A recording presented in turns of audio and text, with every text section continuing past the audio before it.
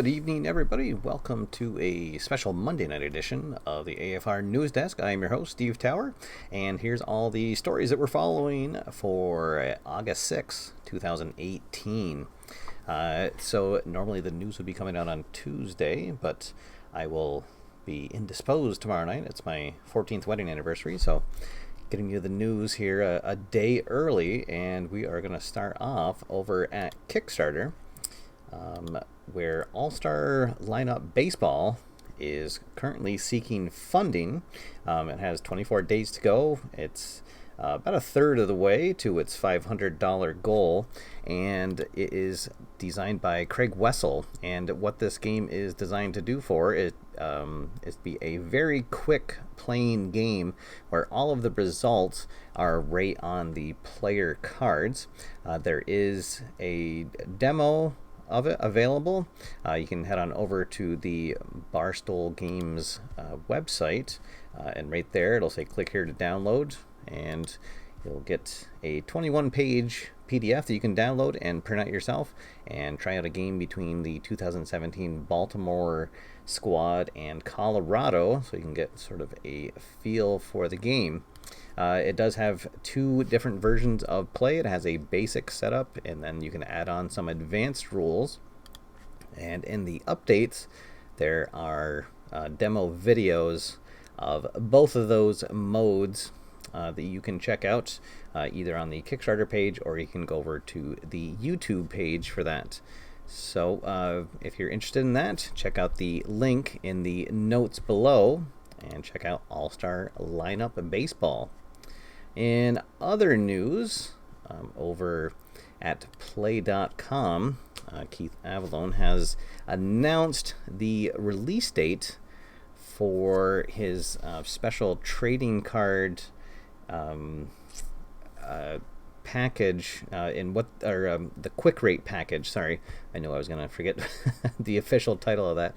And so what this is building on the success that he had at the Play.con convention just a couple of weeks ago. He decided to make it an official release, and so what this is the game was originally designed that it could be played with baseball trading cards, where you would just use the last line of the last season on the back of the card to very quickly rate the player and then play the game as you normally would. But these cards act as a quick reference so that you can very quickly determine if a batter is a hero, if a pitcher is an ace or a star. And we can see a close-up of these here. So you can see down the bottom it has the pitcher qualities, if they're an ace or a star, all the way down to a struggler, and then the other side is batter qualities. And the release date for this is August 13th, so it's coming right up, and there will actually be two different packages available. One of them will be everything that you see there, and the other one, this one here, is the deluxe one, and it's actually going to come with 4 packs of cards. And the ones shown here are 1987, but I believe it's going to be randomly from the 80s. So you'll have 4 packs of cards, so you can get right to work and open up a couple packs of cards and get your team together and start playing with History Maker Baseball with these trading cards. So again, it's August 13th. Very excited about that. I had a lot of fun doing that at the convention, so very much looking forward to this. Oh, and also, can you see it in this? Another one of the cool things is there's going to be a set of manager cards, and these are ones that are unique to this particular version of History Maker Baseball, playing with trading cards. So these are manager cards that you can't use in a normal game, but you can use when you're playing with trading cards. So very excited to see that, and you'll be able to differentiate them, that they have gold coloring for their titles. So that's also a very exciting addition to that. So looking forward to that coming out in just a couple of weeks. Oh, all right. So that is all the news for now. I just wanted to give a couple of updates on the channel. and some of the projects that I have going on. So first off, my biggest one is that I'm at the halfway point of my 2018 campaign with the New England Minutemen, the fictional team for History Maker Baseball that I'm taking through. And so just wanted to share with you guys some quick updates on their stats. So we are at 53 and 36 as we go into the All-Star break. And right now we're tied with the Cape Cod Lobsters for first place in the Eastern Division. So it's going to be a little slog into the second half. And we actually had a 3-game series with Cape Cod to end the first half. Excuse me, and we lost 2 of those. And the Cape Cod offense just really exploded. Let's see, they scored 31 runs in a 3-game series, and they only scored 1 run in the first game. So the next 2 games were kind of an offensive explosion. So I'm not sure if I'm looking forward to meeting them in the postseason, but first we have to get through the second half. And then I just wanted to show the stats. So of course the biggest one that I wanted to show is Fernando De La Rosa. You can see his stats at the top there. He went 11-1 in the first half of the season, 1.57 ERA. Let's see, with 104 strikeouts to 17 walks. So he had quite an outstanding first half that was only marred by him being injured, and he missed about 3 starts in the rotation. So hopefully he'll stay healthy for the second half of the season and can lead us to the promised land.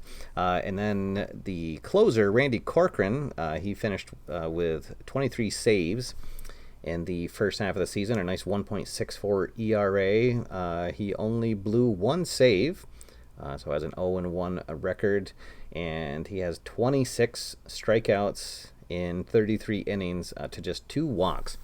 So those 2 guys are definitely the rock and the backbone of the pitching rotation. Everything else that happens, it's sort of nice, but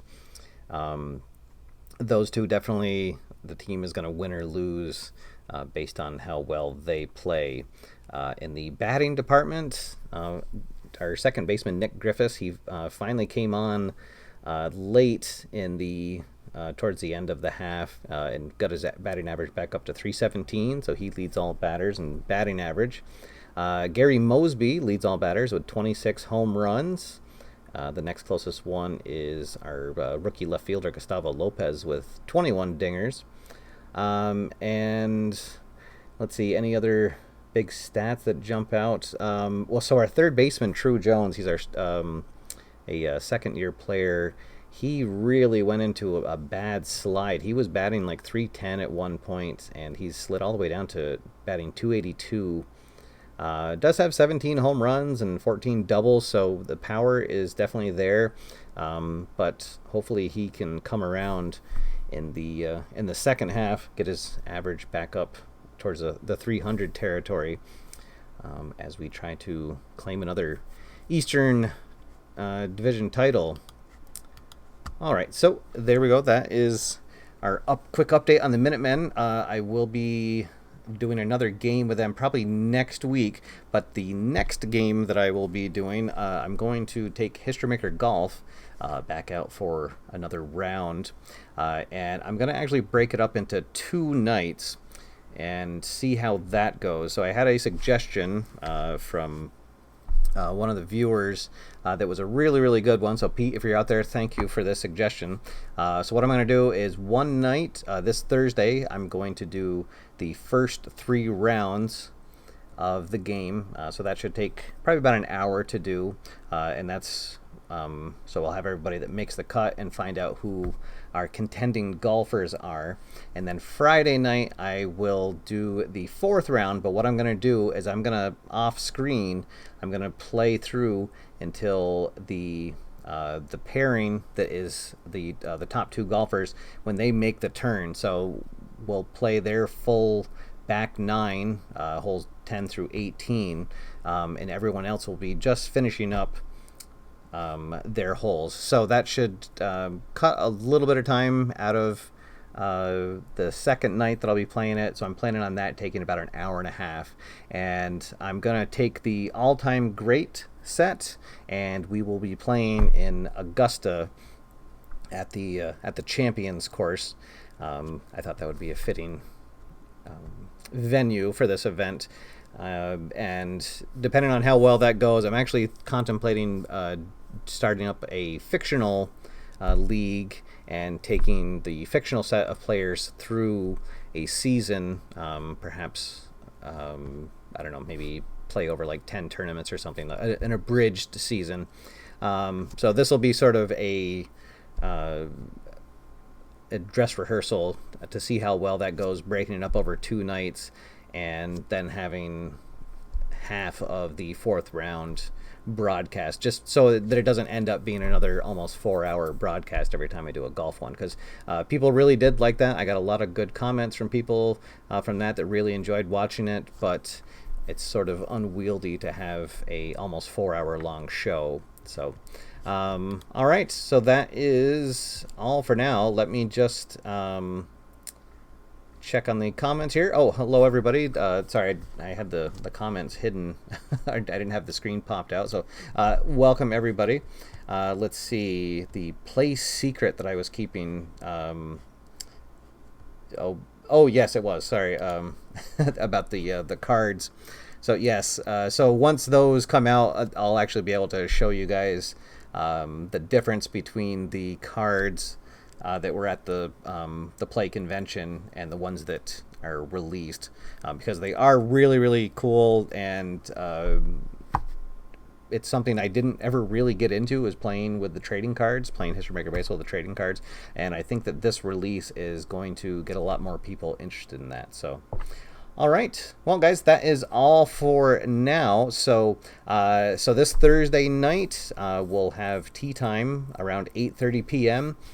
and we will be taking the all-time greats down to Augusta, Georgia, through the Champions Tournament.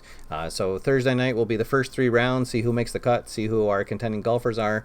Friday night we will have the 4th round and see who is the all-time great champion. So there we go. All right, that's all for now, guys. Thank you so much for tuning in, and I'll see you on Thursday. But until then, get out there, have fun, play games, and I will see you after further review. Have a good night, everybody.